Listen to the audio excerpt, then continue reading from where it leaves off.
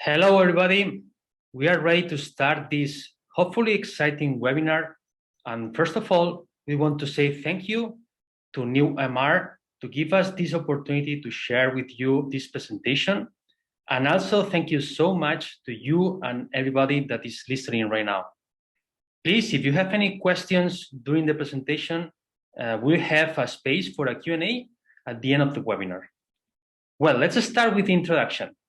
Pinar Yildirim is on my side. She's a marketing professor at the Wharton School in Pennsylvania, and myself, Benet Boix, that I'm responsible for Netquest US and Canada. Okay, let me do a brief introduction about Netquest. Netquest was founded in Spain in 2001 and initially was born as a software company. We provided survey tools to our clients, but soon we realized that this was not the business that our clients wanted the most, and we started creating our own panels. We started with our first panel in Spain and quickly moved to other countries. And we had proprietary panels in the main countries of Latin America, Europe, and the United States. 4 years ago, we acquired an online clickstream tracking software that helped us to become the leading provider of digital behavioral and opinion data in the market research sector. I know that I said that Netquest is a panel company, but sincerely, I do not like this definition at all, because Netquest is more than just another panel company. Is it true that we have our proprietary panels that provide opinion, and we know exactly who is who because we have our panelists deeply profiled? We have more than 1,500 panel attributes available per country, but we are able to do more than that. We're able to locate where our panelists are at any given time, thanks to our geolocation data, and what they are listening to using our audio matching technology. But today, we really wanted to talk about the last point, behavioral data. We're able to know and to collect what our panelists are doing on their browsers, smartphones, and tablets. But the main key here is that we are able to mix everything in order to provide a data combination to help with the best accuracy in your studies. That is what we call a symphony of data. Well, let's dive into behavioral data. Online behavioral research is the method of collecting data about people's online habits and behaviors. We have a community of panelists that share their online navigation in exchange for points that they can redeem for gifts. This group of tracked panelists is what we call our premium panel or behavioral panel. Specifically, they install a meter on their devices and start sharing their data via multiple platforms, desktop, smartphone, and tablet. One thing that is really important about our behavioral panel is that it's representative of the online population in each country. Okay, let's start with Pinar, the main topic of this study, the impact of GDPR on consumers and firms. Thanks again to NewMR for giving us a platform to share some of our findings regarding the impact of GDPR on consumers and firms. In this research study, collaborating with Netquest, we looked at the impact of general data protection regulations that passed in EU in 2018 on consumer behavior.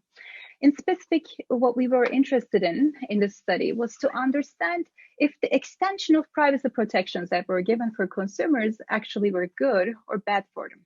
Just to remind some of you, of course, the EU's General Data Protection Regulation was passed on May 25th of 2018. And what it did was to extend the existing privacy protections that were offered to consumers and requiring the firms, for instance, to encrypt and anonymize consumer data, to obtain consent before collecting personal data from consumers, and to provide timely notifications for data breaches.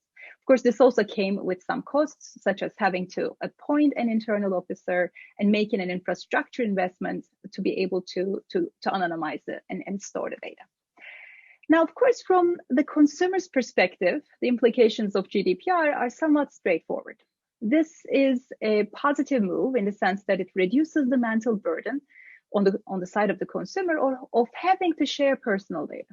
With GDPR, you might feel more comfortable visiting lesser known websites, carrying out transactions with less hesitancy, and you might even feel more comfortable searching for information and goods that are of private nature.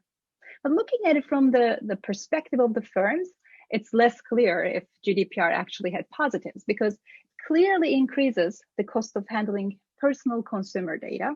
Right? GDPR requires firms to make sure that they have proper infrastructure investment and have this on an ongoing base to be able to collect and store and utilize personal data, which at the end makes it harder for firms to reach out to consumers using personal data, or to be able to personalize their offerings in their email communications or advertising. So ultimately, the question is whether GDPR helped firms or it helped consumers. And if for firms that fail to comply with GDPR, there are steep fines. In fact, some of the firms, British Airways, Twitter, Facebook, Google, they have all been already fined for one form or another GDPR breach.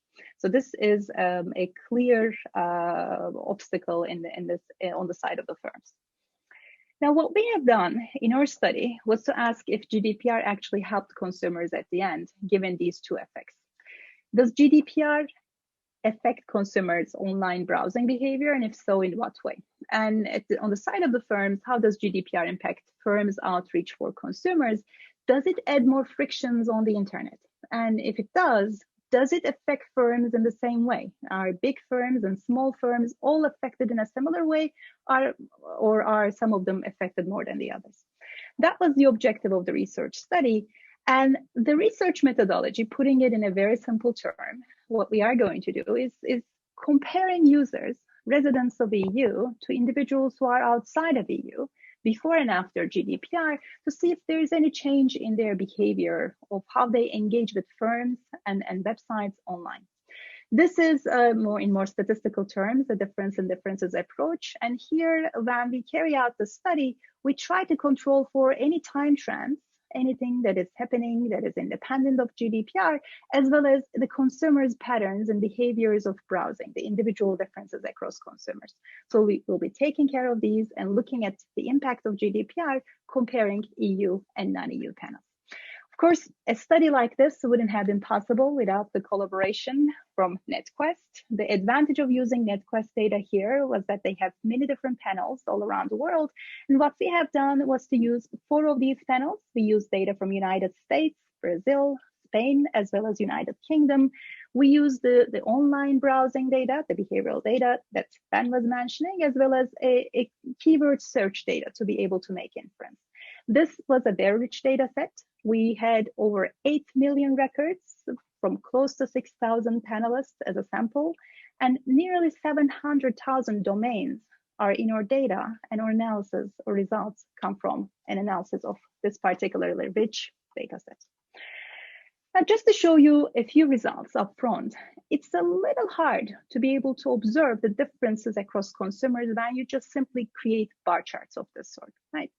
Here, what I'm showing you is before and after GDPR comparison of the number of unique websites consumers visit, as well as the time that they spend online, comparing 4 different countries. And you can see some differences across these countries. But again, if you just look at these bar charts, it's hard to see whether these differences are coming from additional events that are happening at the same time with GDPR, or if there are any personal differences.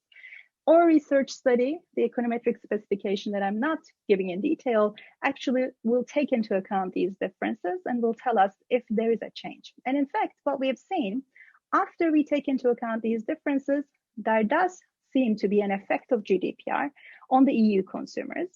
They seem, in particular, more comfortable spending time online and visiting more domains, more websites after GDPR has passed compared to their non-EU peers. Let me put that in numbers. What we find is actually quite a large increase. It's about a 37% increase in the total time EU residents spend online compared to their non-EU peers, and about 13% increase in the number of domains that they visit. Now, on the surface, we might say, that's great. Consumers are feeling a lot more comfortable. They feel the benefits of enhanced privacy regulations. And now they are spending more time online. They're a lot more engaged.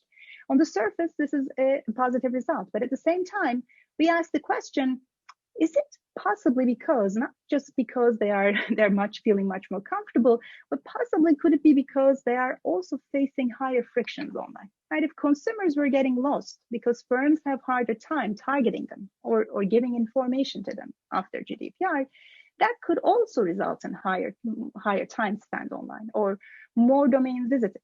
Again, because you're looking for information or products or services that you need, and somehow you cannot reach them. So we decided to put that into test in the second part of our study. Using some machine learning tools, we created some latent topics, the topics that people might be in general searching for in UK, in US, in other countries.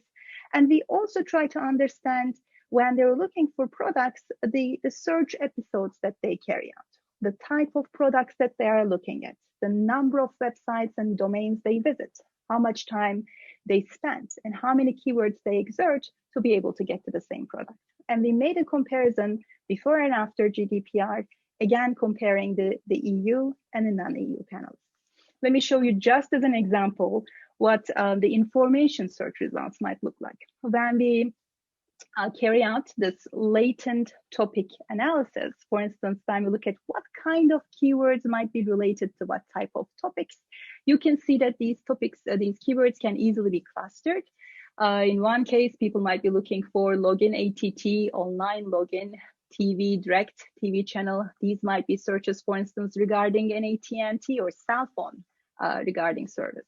The second, another example, crochet pattern, dress, woman. This could be a search regarding people's interest in clothing and fashion items or making them.